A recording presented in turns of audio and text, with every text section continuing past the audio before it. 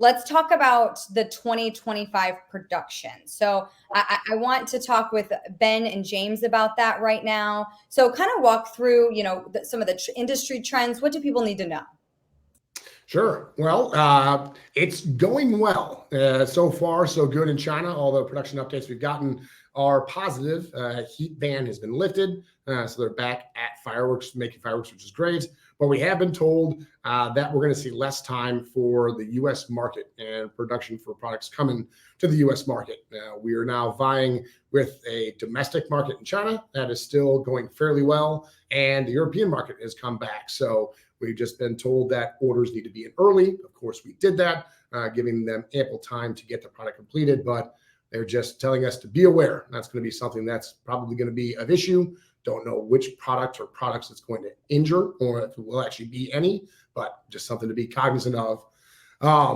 We're seeing shipping costs move back around a little bit. So I know we saw prices for 2024 kind of right size and move back down. That is partially, primarily thanks to the reduction in shipping costs. Of course, during COVID, we had extreme increases in shipping costs and reached all-time highs. We've since come back down, but it looks like those prices are trending back up. Right now, a container to Anywhere USA is going to run about $20,000 in shipping.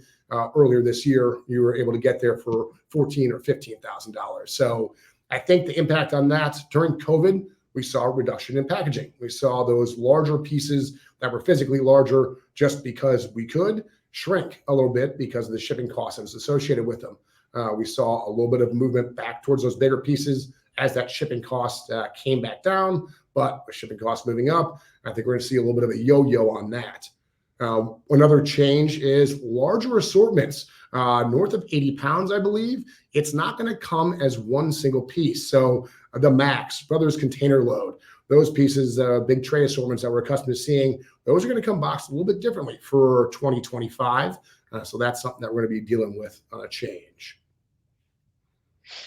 Yeah. And to talk about some of the trends in the US we've been seeing, our retailers have reported an uptick in the artillery shells, how well they've been selling. As Ben mentioned, when shipping was just crazy expensive, big items like artillery shell kits, the 424s, the 3-inch tube racks, those things, the prices just got crazy. But as we saw the shipping rates come down, the prices on those became reasonable again, and people started picking those up. The consumers were buying those again at retail. So I've seen those tick up.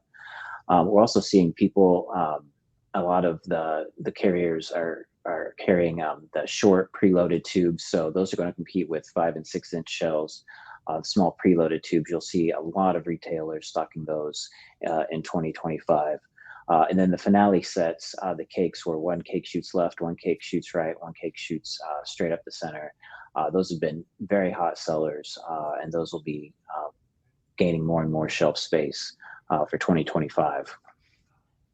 In China, Roman candle barrages have been really, really popular. And the reason this matters is because of our competition for factory time with China and with the European market. So whatever sells well in China is going to be harder to get here.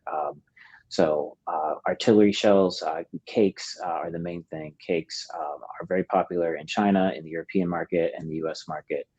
So that's the item that has the biggest backlog of factories right now.